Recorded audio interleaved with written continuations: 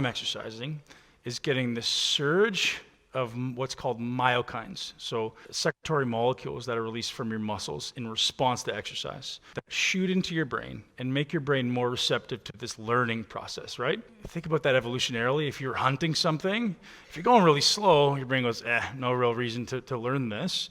If you're going really fast, you get really stressed, your brain goes, God, I don't want to learn that. So there's really a little sweet spot in there where if you're exercising, you're getting this significant neuroplasticity that exists.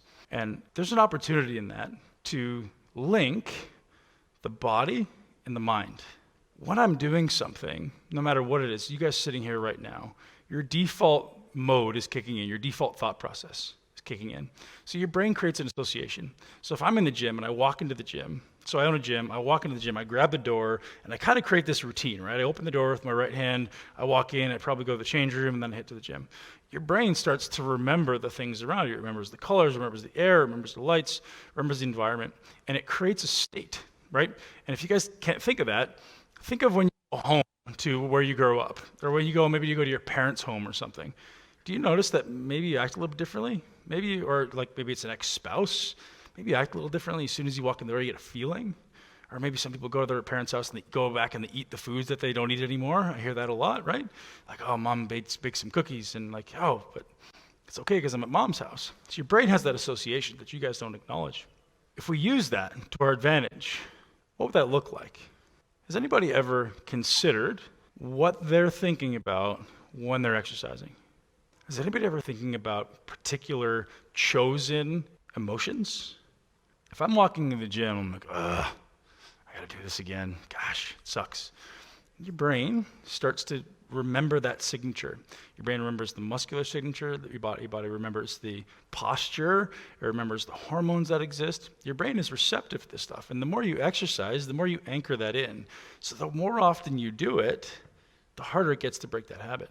Here's an example. Someone comes to me and they say, Ben, I want to improve my, thighs, my quads. One, I'm going to look at mechanics, the way they move. The second thing I'm going to ask them, what do you think about when you're exercising, right? Where's your mind? So does anyone have a strong body part? Like when they go, like, I'm really good at this? Does anyone have a weak body part? For anyone who has a weak body part, if you thought clearly about it, do you feel you'd have a different mindset when you did your great body part and your bad body part? Different? Like, I remember I was known in bodybuilding for having great legs, and as a bodybuilder, I was known for having a weak back. So when I would train back, what was my mindset? Fuck, I'm not doing it well enough. I didn't do well enough today. I failed. I have to do back again. God, I just don't feel it really well. You're anchoring that every time.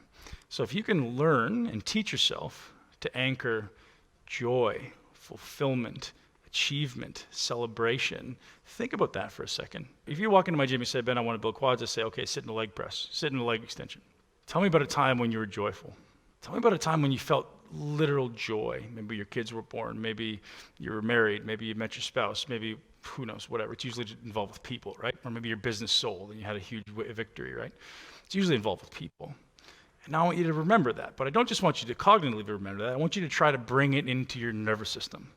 Right? Does everybody understand that? If I say I want you to feel gratitude right now, gratitude is an intellectual reality, but it's also a feeling that exists, right? Okay, I want you to feel that joy, that achievement, fulfillment, whatever it happens to be. And I know it's hard, but you also need to realize that nothing is hard in life. Nothing is hard. What's the problem? You just haven't practiced enough yet, right? Every one of you can think of one thing that was at one time hard and is now easy for you, right? Tying your shoelace. At some point in your life, that was a struggle.